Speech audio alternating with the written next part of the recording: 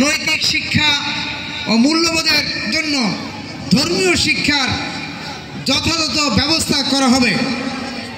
সর্বশেষ, ধর্মীয় পারিবারিক আইনের উপর কোনো হস্তক্ষেপ করা হবে না। এটা হচ্ছে বাংলাদেশ জামাত ইসলামীর পক্ষ থেকে সনাতনী ভাই বোনদের প্রতি আমাদের বক্তব্য। আমরা কথার সাথে কাজের মিল রাখতে চাই। আমরা এই নতুন বাংলাদেশকে একটু নতুনভাবে গড়তে চাই।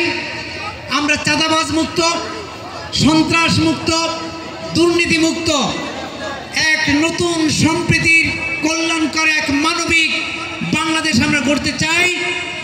আমার আপনার স্রষ্টা, আসমান জমিনের মালিক, যাকে আমরা আল্লাহ বলি, আপনারা হয়তো ঈশ্বর বলেন, স্রষ্টা বলেন, সেই স্রষ্টার আইন দিয়ে, তথা আল্লাহর আইন দিয়ে আমরা আমাদের রাষ্ট্র সমাজকে আমরা পরিচালনা করতে চাই।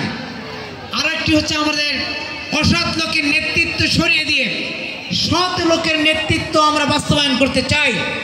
আমরা বারবার দুর্নীতিতে আমাদের দেশ চ্যাম্পিয়ন হয়েছে, আমরা আমাদের দেশকে আর দুর্নীতিতে চ্যাম্পিয়ন দেখতে চাই না। এই জন্য আমরা বলেছি, আমরা দুর্নীতি করি না, আমরা কাউকে করতে দিব না, এটাই আমাদের প্রতিশ্রুতি।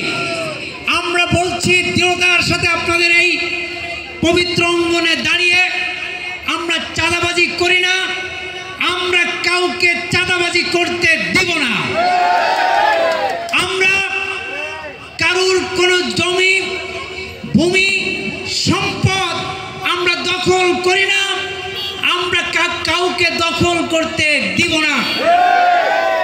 আমি দৃঢ়ভাবে বলছি, আমার স্ত্রী, আমার মা, আমার কন্যা, আমার বোন আমার কাছে যেমন মর্যাদাপূর্ণ, তার সম্মান ইজ্জত আপনাদেরও সম্মান ইজ্জত আব্রুকে আমরা ঠিক সেভাবেই আমার মায়ের মতন, আমার মেয়ের মতন, আমার বোনের মতন আপনাদেরও আমরা আপনাদের ইজ্জত সম্মানকে আমরা হেফাজত করতে চাই।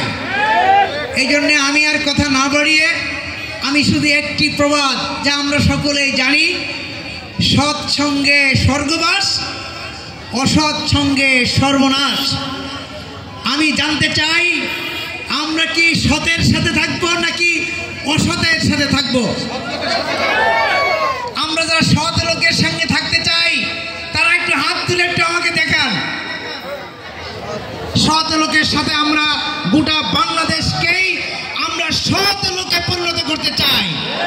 সেই আশা ব্যক্ত করে আপনারা আমাকে যে সুযোগ করে দিলেন, এই জন্যে আমি আবারও কৃতজ্ঞতা স্বীকার করে আপনাদেরকে অভিনন্দন, শুভেচ্ছা জানিয়ে আমার কথা শেষ করছি। আবারও দেখা হবে, আবারও কথা হবে ইনশাআল্লাহ। বাংলাদেশ জিন্দাবাদ, বাংলাদেশ জামাত ইসলামী জিন্দাবাদ।